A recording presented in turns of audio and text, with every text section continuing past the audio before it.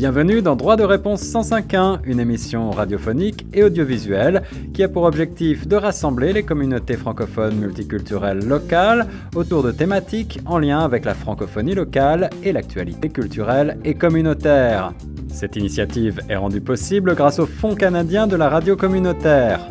Pour participer à nos débats ou à nos quiz Droit de réponse 105.1 ou pour plus d'informations, veuillez appeler le 416-599-2666 ou écrivez-nous à direction@choqfm.ca. On est parti sur les ondes de Choc FM 105.1. Ici Guillaume Laurin dans l'émission Droit de réponse 105.1, une émission aujourd'hui de débat qui rassemble autour d'une table virtuelle 6 panélistes. On aura l'occasion aujourd'hui de parler d'immigration francophone en Ontario en 2022. Où en est-on? Un état des lieux. Avec, autour de la table, j'ai le plaisir de vous introduire, chers auditrices et auditeurs de Choc FM, Madame Carline Zamar du MOFIF, directrice du MOFIF. Bonjour Carline. Bonjour Dominique, merci de m'avoir invité. Carline, c'est un plaisir. En 2 mots, est-ce que vous voulez nous rappeler quelles sont les missions du MOFIF? Oui, le MOFIF, c'est le Mouvement ontarien des femmes immigrantes francophones. Et vraiment, notre mission, c'est vraiment de travailler à ce que les femmes immigrantes francophones soient intégrées dans tous les aspects que les conditions favorables soient réunies pour une intégration complète des femmes immigrantes francophones à la société canadienne. Merci Carline. Avec nous également Donald Kwaku, conseiller régional entrepreneurial du groupe 3737. Bonjour Donald. Bonjour Guillaume. Comment vous allez? Ça va très bien, c'est un plaisir de se rencontrer. Je pense qu'on ne s'est jamais vraiment rencontré, encore une fois. Et rappelez-nous là aussi, quelle est la mission principale du groupe 3737? D'accord. Donc, le groupe 3737, on est un organisme à but non lucratif. On offre de l'accompagnement, du coaching et des outils de soutien aux propriétaires d'entreprises issus de la diversité ethnoculturelle. Et par curiosité, pourquoi ce nom 3737? 3737, c'est notre adresse civique, en fait, 3737 boulevard Crémazie à Montréal. Mais derrière, il y a toute une symbolique. C'était un bâtiment à l'époque qui servait comme usine. Et un de nos cofondateurs a eu sa mère qui travaillait au quotidien dans ce bâtiment-là. Et lorsqu'il a pu changer les choses, il a décidé de racheter le bâtiment et créer un incubateur, un accélérateur. Mais vous êtes établi à Montréal, mais aussi beaucoup plus proche de nous ici en Ontario, puisque vous avez un bureau. En fait, c'est né à Montréal, mais aujourd'hui, moi, par exemple, je suis conseiller régional entrepreneurial pour la région de Toronto. Donc, le groupe est né à Montréal, mais aujourd'hui, il s'étend sur tout le Canada. C'est bien ça. Merci Donald. Bienvenue avec nous également notre ami Jean-René Godard, directeur de l'AFRI. Bonjour Jean. Bonjour Guillaume, bonjour à toutes et tous. Donc Jean-René Godard, je suis directeur de l'Association des francophones de la région de York. Voilà. Et notre mission, c'est de répondre aux besoins de la communauté francophone de la région de York dans toute sa diversité. Et on pourra développer ensemble un petit peu plus sur les besoins et les enjeux spécifiques à la région de York tout à l'heure. Également, j'ai le plaisir de rejoindre au bout de la ligne virtuelle M. Amin Amara. Bonjour Amin. Bonjour Guillaume, merci pour l'invitation. Amin, vous êtes un récent immigrant puisque vous nous arrivez depuis seulement quelques semaines, quelques mois, je pense, dans la région de l'Ontario. En 2 mots, rappelez-nous votre parcours. En fait, oui, ça fait 6 semaines. Ça fait 6 semaines qu'on est là, et bientôt la 7e. Donc, on est nouveau et on vient du Maroc après pas mal d'années en France et en Espagne aussi. Et après, on s'est établi au Maroc. Après, encore au Belote, on a décidé à un projet d'immigration au Canada.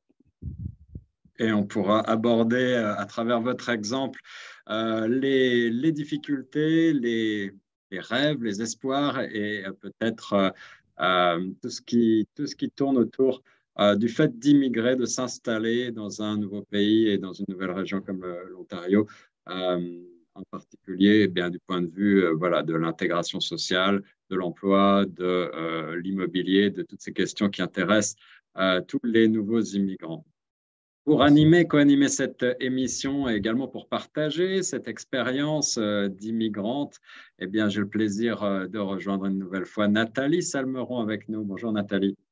Bonjour Guillaume, bonjour à tous les invités et merci de faire partie de cette belle émission aujourd'hui. Mesdames, Messieurs, le gouvernement reconnaît le rôle très important de l'immigration dans le soutien à la vitalité des communautés francophones en situation minoritaire partout au pays et en particulier ici au Canada. Bien, il y a, vous le savez, en Ontario plutôt, il y a des cibles d'immigration francophone. On en parle depuis plusieurs années. Ces cibles de 5% d'immigration francophone n'arrivent jamais à être atteintes. Alors, peut-être que pour ouvrir le débat, on peut essayer ensemble de faire un bref état des lieux de cette francophonie locale. Environ 600 000 personnes francophones de langue maternelle établies en Ontario, nous dit Statistique Canada, soit justement à peu près 5% de la situation de la population totale. Près d'1,5 million d'Ontariens se déclarent aussi bilingues. C'est une donnée intéressante. Quelles sont pour vous, en 2022, les données qu'il faut retenir en matière d'immigration en Ontario? Quels sont les grands enjeux que vous avez en tête lorsque l'on parle d'immigration? Quels sont les premiers enjeux que vous avez en tête aujourd'hui? Qui voudrait ouvrir le débat? Je vais attaquer. Allez, Jean. Voilà. Ben, les enjeux, ils sont d'arriver effectivement à respecter simplement les objectifs gouvernementaux, et pour l'instant, on en est loin. Voilà. Et à ce niveau-là, ben, c'est vrai que nous, association francophone, il faut qu'on soit vigilant et qu'on demande à ce que ça soit respecté.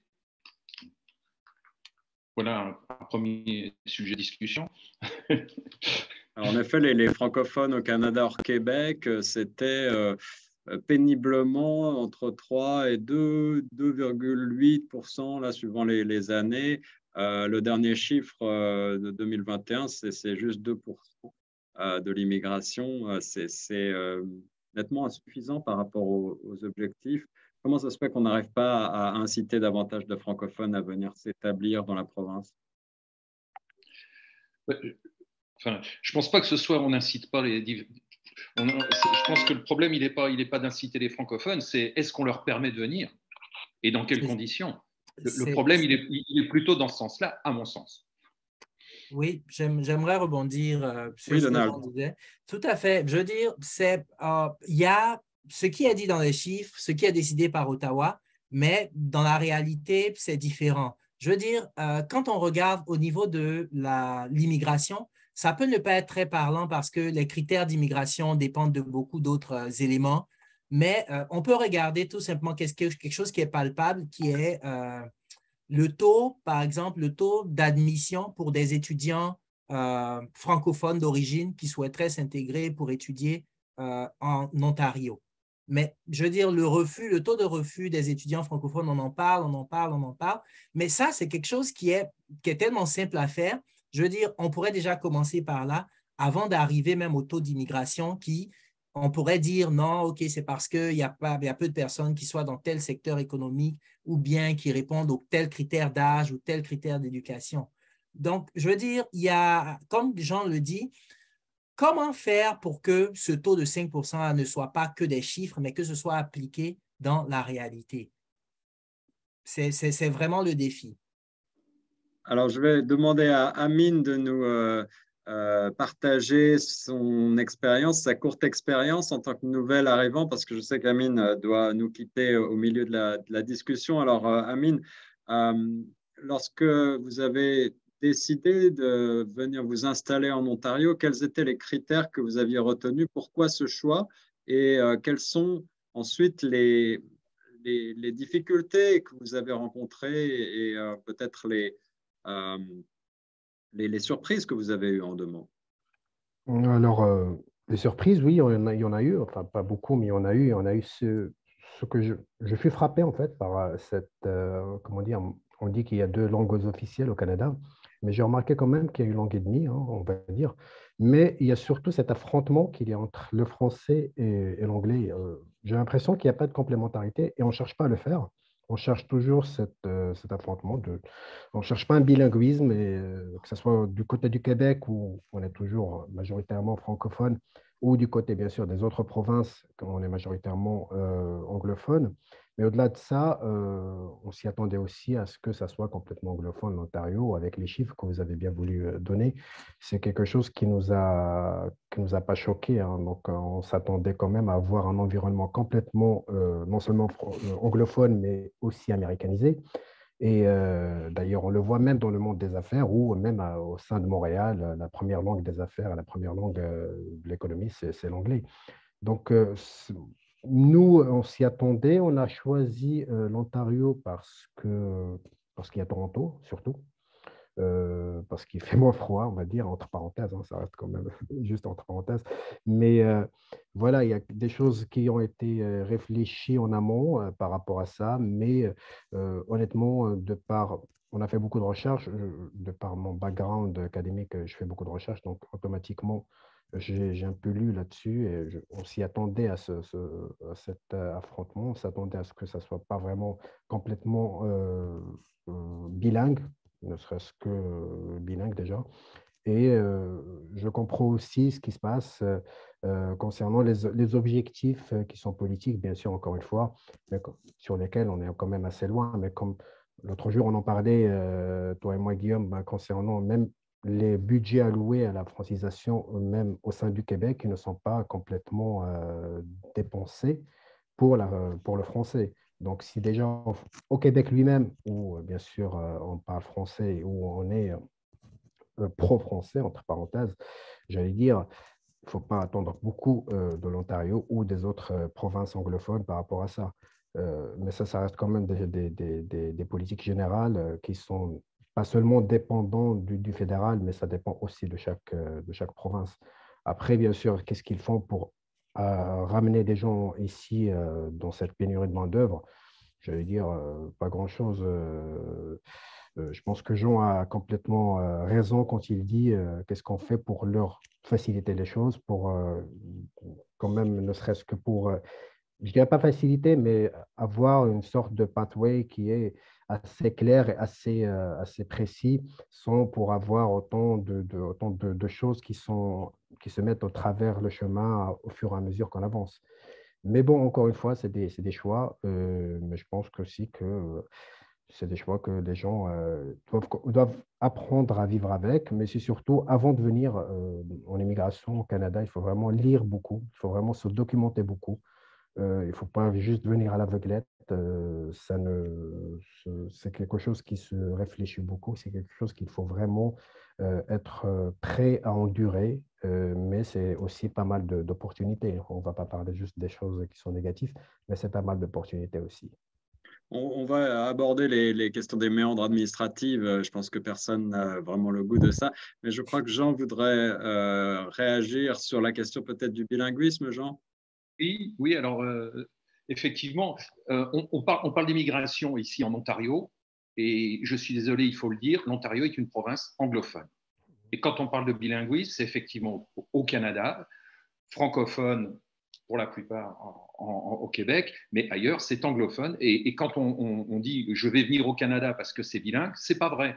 Et je crois que là-dessus, il faut être très, très clair, très, très clair. On rencontre beaucoup de nouveaux arrivants qui sont presque surpris en se disant « mais on ne peut pas parler français ». Non, l'Ontario est anglophone. Et Absolument. En étant francophone, on a éventuellement un avantage quand on est bilingue. Mais quand j'entends dire « vous êtes francophone, vous avez un avantage pour trouver un job », c'est totalement faux. Vous avez un avantage si vous êtes anglophone d'abord. Voilà, première chose.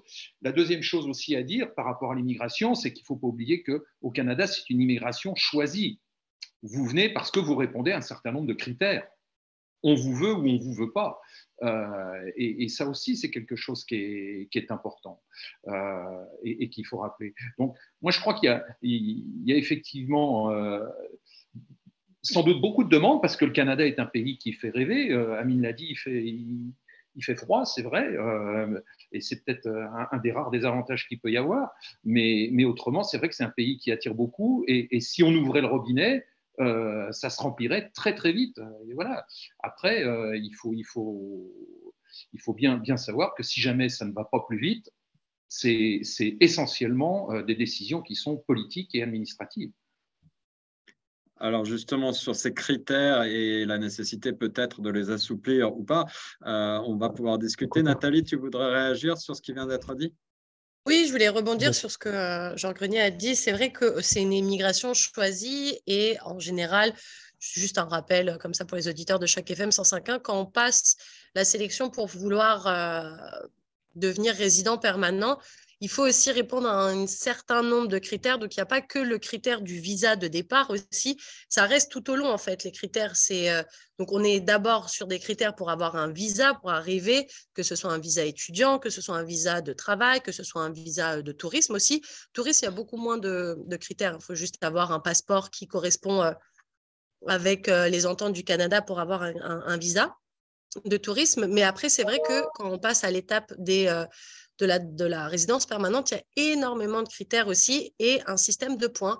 Et en fonction du nombre de points qu'on a par rapport à nos diplômes, à l'éducation qu'on a reçue, est-ce qu'on a de la famille au Canada, est-ce qu'on parle le français, est-ce qu'on parle l'anglais, les tests de langue nous apportent des points.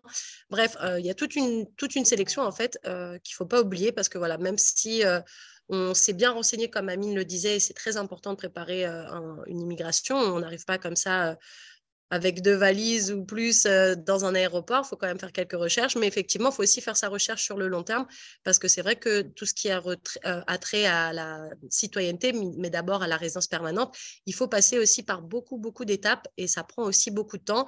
Et on parlait aussi de pourquoi ça prenait autant de temps. Il faut aussi penser au fait qu'il y a eu le Covid et que du coup, ça ralentit aussi beaucoup les processus de demande de visa ou de résidence permanente. Voilà. Le ministre de l'Immigration, Sean Fraser, avait promis en avril dernier que la prochaine année serait fructueuse pour les francophones, en particulier parce qu'on donne un petit peu plus de points dans le système d'entrée express, enfin, aux francophones. On parlait tout à l'heure de l'avantage qui est peut-être un petit peu relatif d'être francophone en Ontario, une province effectivement avant tout unilingue, avant tout anglophone. Cet avantage est un petit peu reconnu par le système des visas désormais. Je vais demander à Caroline de prendre peut-être la parole justement pour nous parler davantage de l'immigration féminine et de l'intégration des femmes dans le tissu socio-économique ontarien. Caroline, on ne vous a pas encore entendu. Est-ce que vous avez quelques mots à nous donner sur ce qui vient d'être dit? Oui, tout à fait. On a parlé plusieurs d'entre vous avez mentionné les barrières et des enjeux. Donc, si on regarde les données statistiques, on peut on peut en prendre compte également en appliquant ce qu'on appelle l'analyse comparative, la CS+, qui est l'analyse comparative entre les femmes et les hommes et entre les femmes elles-mêmes. Quand vous parlez d'opportunités, on constate qu'il y a, par exemple, qu'il y avait 1 point de pourcentage en 2007. C'est passé de 1 point de pourcentage à 5 points de pourcentage en 2021 en faveur des femmes nées au Canada. Je parle d'employabilité.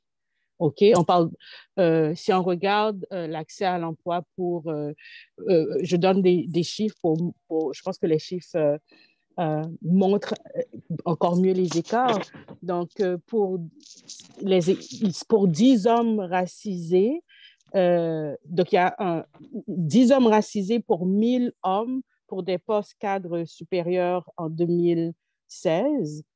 Et c'est passé de 10 à 1000 à 21 et pour 1000 pour le reste du Canada. Et quand on regarde entre les hommes et les femmes, c'était 4 sur 1000. Donc, 4 pour 1000 femmes chez les femmes racisées et 9 pour 1000 chez les femmes pour le reste de la population du Canada. Et ça, on parle des statistiques en 2016. Donc, quand on parle d'opportunités d'emploi, il y a des barrières. Je voulais juste, en utilisant ces chiffres, montrer qu'il y a des barrières à l'emploi dépendamment des pays de provenance, dépendamment des diplômes.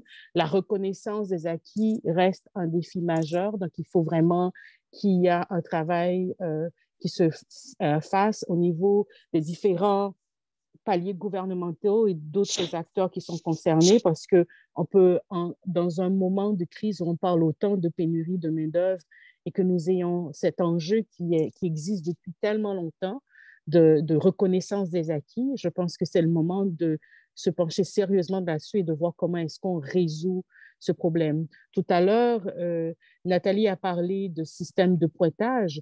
C'est quand même grave, hypocrite, que ce système de pointage on sélectionne quelqu'un par rapport à son expérience, son expertise professionnelle, ses diplômes, et maintenant qu'arrivé sur place, qu'on lui dise à cette même personne que ses études ne valent rien. Donc, il y a un problème. Alors, la reconnaissance des diplômes et des acquis, effectivement, un problème qui revient très souvent dans les discussions que l'on a lorsqu'il s'agit d'évoquer l'immigration récente, l'immigration francophone en particulier. La solution reste cependant difficile souvent à trouver. On imagine que les accords internationaux sur la question demandent encore à être développés, à être affinés. Surtout lorsqu'on sait que la composition de l'immigration au Canada et l'immigration francophone est tellement multiple. Si on parle seulement de l'immigration francophone, c'est peut-être 60 ou 80 pays qui sont concernés. Jean.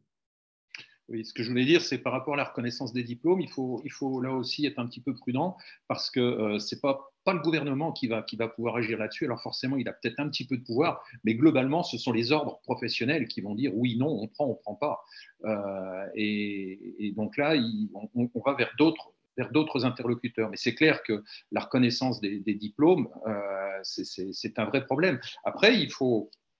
Je vais être un petit peu direct et tout, mais cette non-reconnaissance des diplômes est aussi intéressante pour un certain nombre d'entreprises qui peuvent employer quelqu'un qui a des très bonnes capacités en le payant bien moindre. Et voilà. Et c'est quand même bien pratique, il faut le dire, pour un certain nombre d'entreprises. Pas toutes, heureusement, et je ne veux pas généraliser, mais il faut reconnaître aussi que le système a du bon pour certains.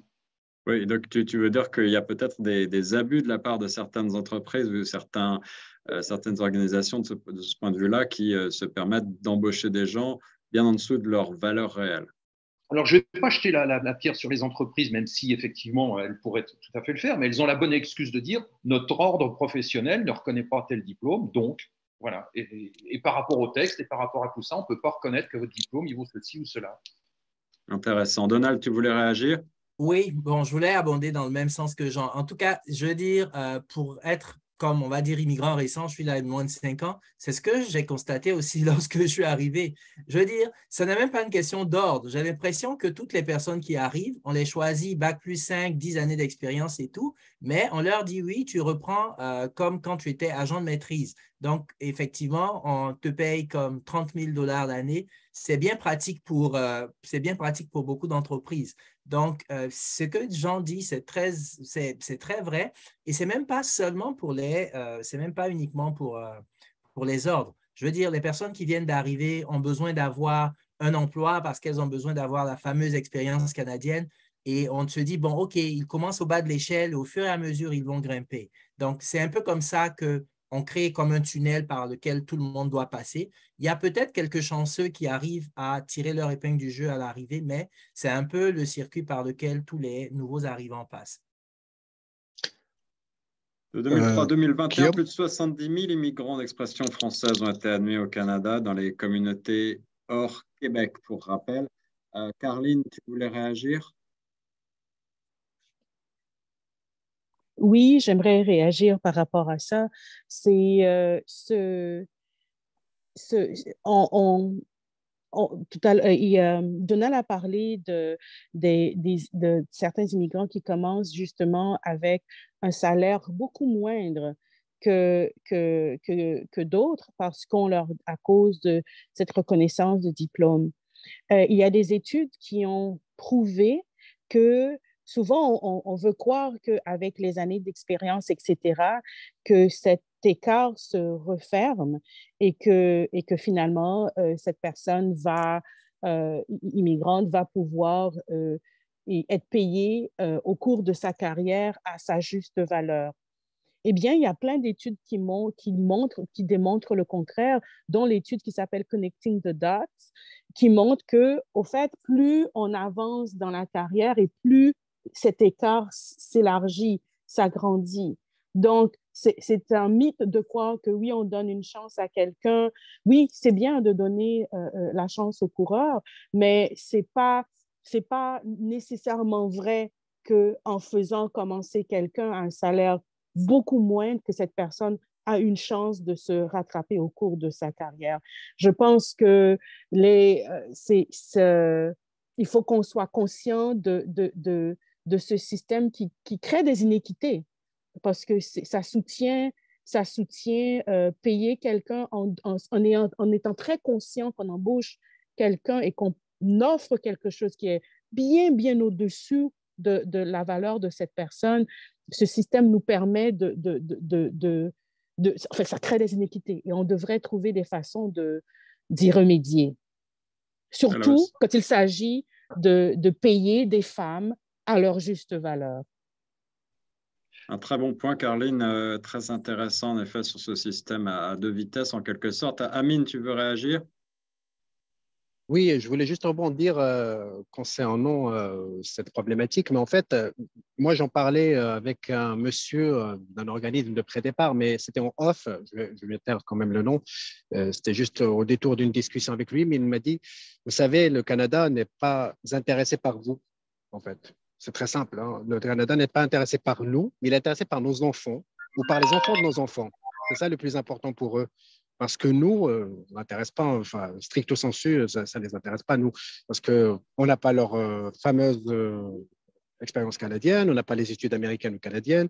Globalement, on vient soit d'Afrique, au mieux, on vient d'organismes français ou européens, c'est la même chose pour eux. Donc, moi, c'est un peu ça, ce qui m'a le plus frappé quand j'ai eu à discuter un petit peu avec ce monsieur. Et quand je suis venu, je me suis rendu compte que c'était exactement ça. Voilà, donc moi, je rejoins tout à fait ce que les intervenants disent. C'est quelque chose, l'autre jour, j'en parlais avec ma femme et on rigolait. On disait, bah, le Canada, il veut des chauffeurs de taxi avec un PhD. C'est un peu ça. Donc, je ne sais pas comment c'est ou quelle politique peut quand même endiguer ça, mais pour l'instant, le Canada n'est pas intéressé par ceux qu'il ramène, mais il est intéressé par la génération future. C'est ça ce qu'il veut, en fait. C'est tout simplement garantir sa génération future. Les immigrants de première génération qui seraient effectivement un petit peu laissés pour compte ou pour lesquels la vie serait quand même plus difficile que pour le reste je dirais que c'est la même chose en France. Hein. Pendant les années 60, 50, c'était un peu la même chose. Hein. Les immigrants qui sont venus pour travailler, c'était un peu ça. Hein. Donc, bon, je ne dirais pas que la France était intéressée par leurs enfants après, parce que bon, elle n'était pas dans un problème démographique, pas comme le Canada, par rapport à combien de population et par rapport à l'étendue de son territoire. Mais c'est un peu la même chose. C'est toujours les premières générations qui souffrent, qui donnent. Peut-être après, les deuxièmes générations, moi je sais par exemple que mes enfants ou ma fille n'aura pas ce problème parce qu'elle aura une université canadienne, une expérience canadienne, donc il n'y aura pas ce problème. Mais moi je l'aurai, moi je le sais, enfin je le vis, mais bon. Après, c'est un choix, comme je le dis tout le temps, c'est un choix. C'est pour ça qu'il faut vraiment, vraiment, avant de venir au Canada, il faut vraiment, et ça, les organismes de pré-départ ne le font pas assez, c'est qu'ils ne disent pas tout ce qui est mal, on va dire. Ils disent tout ce qui est beau, tout ce qui est bien. C'est quand on arrive ici et que c'est le travail des organismes d'installation. Alors eux, les pauvres, ils prennent plein parce que voilà, donc les autres, ils sont là, ils sont payés, je comprends, ils sont payés par l'IRCC pour, bien sûr, embellir ce qu'on appelle, de toute façon, c'est le marketing pays. Et ils font très bien leur marketing. Le Canada, je le dis toujours, il a très bien marketé son image du pays d'accueil. Et après, il y a toujours des mais. Il faut juste faire attention à ces mais. Et malgré tout, des histoires de réussite, des success stories, comme on dit en anglais, il y en a. Jean, Ah oui, bien sûr. tu voudrais Oui. ajouter à ce débat? Je voudrais juste rebondir sur ce qu'a dit Amine. Alors, déjà, les problèmes de diplôme, etc., ce n'est pas spécifique aux francophones. Voilà, il faut le dire, c'est pour tout le monde. Après, Ni peut-être même au Canada, c'est un problème général. alors, ailleurs, je ne vais pas me prononcer. Mais ce qui est clair, c'est que la première intégration, elle est économique. Elle n'est pas sociale ni culturelle, elle est économique. On a besoin de manger, on a besoin de se loger, on a besoin de santé, on a besoin de mettre ses enfants à l'école. Et c'est les premières préoccupations des nouveaux arrivants. Et c'est des sujets sur lesquels, effectivement, très souvent, parce qu'on le vit nous tous les jours avec les nouveaux arrivants, ils ne sont pas suffisamment informés avant de partir. Voilà. Le Canada est un pays cher. Vous arrivez ici, vous n'avez pas de score de crédit, ça va être difficile pour une location. Il va falloir avancer à minima 6 mois de loyer. Vous habiterez loin parce que vous avez sans doute pas les moyens d'habiter au centre-ville. Donc ça veut dire une voiture, ça veut dire du temps, ça veut dire une organisation, ça veut dire etc. etc. C'est tout un tas de choses qui ne sont visiblement pas abordés. Quand tous ces nouveaux arrivants qui viennent nous voir à l'Afrique, voilà, souvent tombent un petit peu des nues et sont surpris. Donc il y a vraiment, en pré-départ, il y a vraiment un travail, je pense, qui doit être beaucoup plus conséquent, beaucoup plus d'informations. Amine l'a dit, il y a sans doute des objectifs marketing à réussir pour tel ou tel pays et chaque employé là-haut a sans doute des scores à tenir, je ne sais pas, et je ne me prononcerai pas là-dessus, j'en sais rien, mais c'est clair qu'il y a franchement un déficit grave d'information pour les personnes qui arrivent. On parlait du français, on parlait de tout ça. Après l'immigration, il faut dire aussi qu'elle est nécessaire parce que le marché intérieur canadien n'est pas suffisant par rapport à tout ce qui s'y produit. Et si on parle juste d'immobilier, c'est vrai que l'immobilier se porte formidablement bien parce qu'il y a 250 000 nouvelles personnes qui arrivent et qui ont besoin de trouver un logement et forcément, ça porte le marché. Donc, c'est clair que cette immigration-là, le Canada en a besoin et je trouve que pour les francophones, la désillusion, entre guillemets, mais il faudra aussi parler des choses positives, hein, parce qu'il n'y a pas que… Oui. Mais la désillusion, ou en tout cas les difficultés qui arrivent, etc.,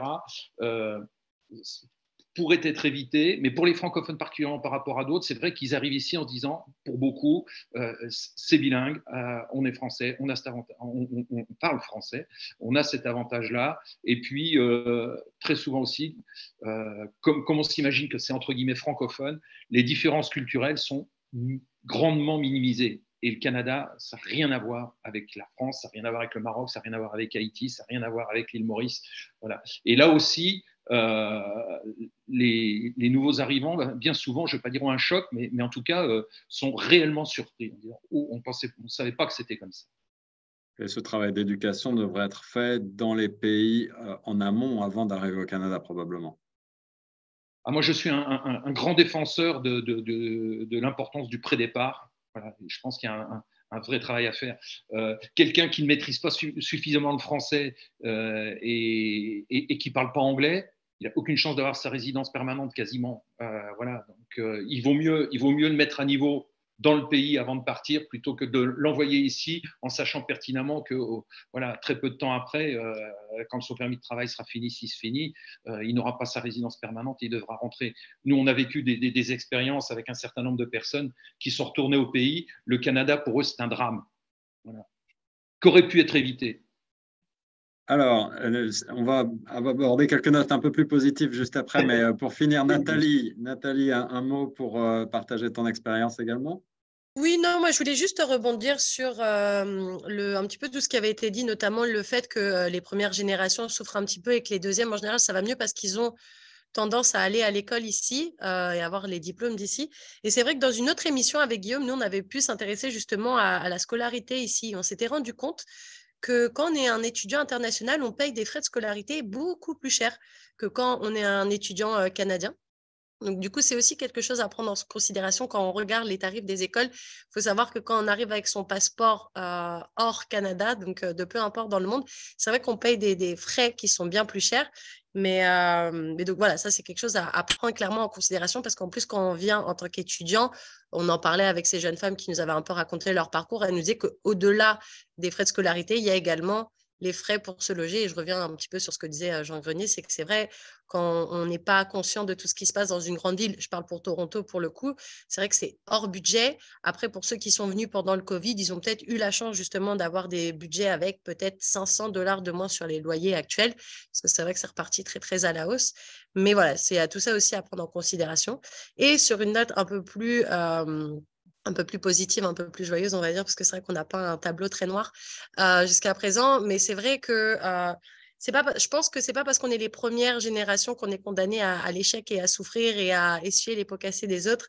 Mais je pense qu'il y a aussi beaucoup de gens qui ont profité de leur expérience personnelle, soit de par les endroits où ils ont pu vivre avant, soit de leur pays d'origine, et qui ont pu ramener aussi des concepts, des marchés qui étaient déjà porteurs dans leur pays d'origine et qui n'étaient pas encore réellement développés ici. Et c'est pour ça qu'il y a aussi beaucoup de success stories, comme tu disais, Guillaume.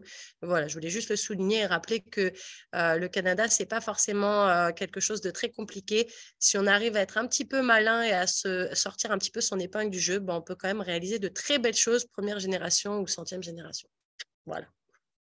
Voilà, c'est un marché du travail pour lequel il faut s'adapter. C'est une culture différente. Je pense qu'on a bien abordé cela. Il y a un certain nombre de méandres administratifs qu'il faut surmonter, des permis de travail, des permis d'immigrer, des permis pour vivre tout simplement ici, sans parler même des prix faramineux de l'immobilier ici à Toronto, on en parlait tout à l'heure. Alors, cette émission, évidemment, va être diffusée dans la région du Grand Toronto sur nos ondes, mais aussi sur Internet à travers le monde entier. Je pense que ce sera intéressant pour un certain nombre d'immigrants en herbe potentiels qui voudraient se renseigner avant de venir, parce que finalement, c'est la cible un petit peu de cette émission. Donald, au sein du groupe 3737, vous accueillez régulièrement des gens qui sont comme ça en quête peut-être de références, en quête de conseils pour réussir leur immigration. Est-ce qu'il y a beaucoup de surprises par rapport à ce que vous venez de dire?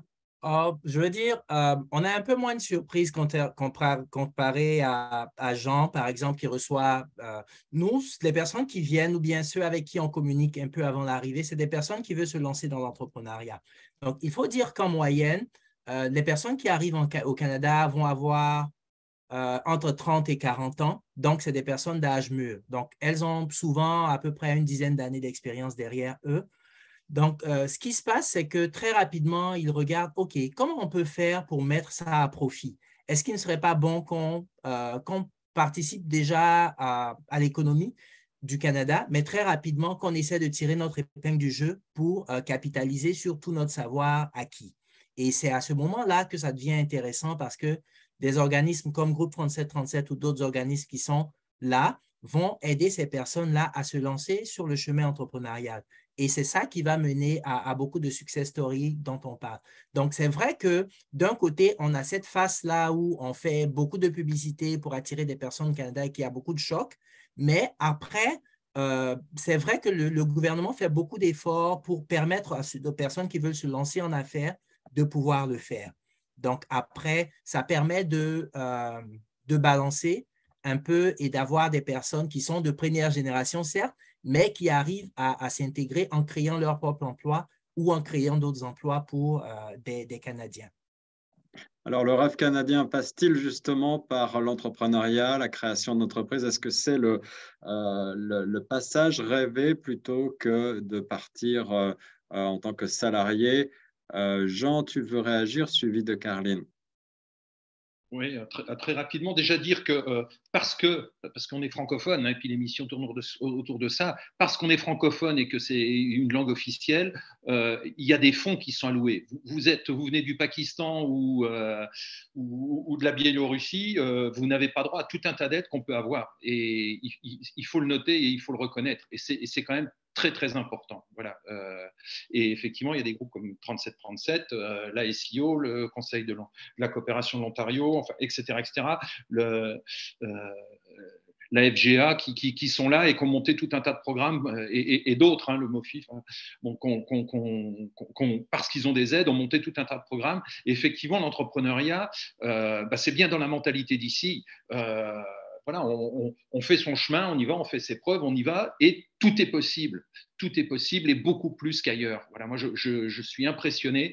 On est à Toronto. Toronto est une ville où il y a de l'argent, où il y a moyen d'en trouver, où si vous avez une bonne idée, il y a du financement qui est possible et des gens qui vous suivent. Et donc, c'est assez extraordinaire. Voilà. Et puis, en plus, avec la chance d'avoir un marché, parce qu'il faut le dire, un marché qui est porteur. Aujourd'hui, vous faites quasiment n'importe quoi, ça fonctionne. Je caricature, mais il y a une telle demande, et il y a une telle demande que voilà, les risques sont minimes. Si vous avez un produit ou un service qui tient un peu la route, si vous travaillez ne serait-ce que correctement, c'est bon, c'est bon. Voilà, voilà qui va nous donner, voilà qui nous donne du baume au cœur. Il va nous donner envie de nous lancer dans l'entrepreneuriat, Jean. Carline, tu veux répondre également à ce qui vient d'être dit?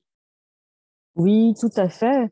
Nous avons notre programme qui est Envol des entrepreneurs ontariennes noirs, qui est un incubateur et accélérateur. Nous avons accompagné plus de 600 entrepreneurs noirs, des femmes, et ceci dans les 12 derniers mois. Donc, c'est juste pour vous dire, pour donner des chiffres, pour montrer que oui, il y a beaucoup de femmes qui choisissent l'entrepreneuriat pour se réinventer, pour prendre leur place au Canada parce qu'elles ne sont pas payées à leur juste valeur et parce qu'elles sont sous-employées et elles ont envie d'exploiter leur plein potentiel. Donc, et c'est une voie, nous sommes très, très fiers de les accompagner et c'est une voie c'est une voie qui leur redonne une, comment dire ça?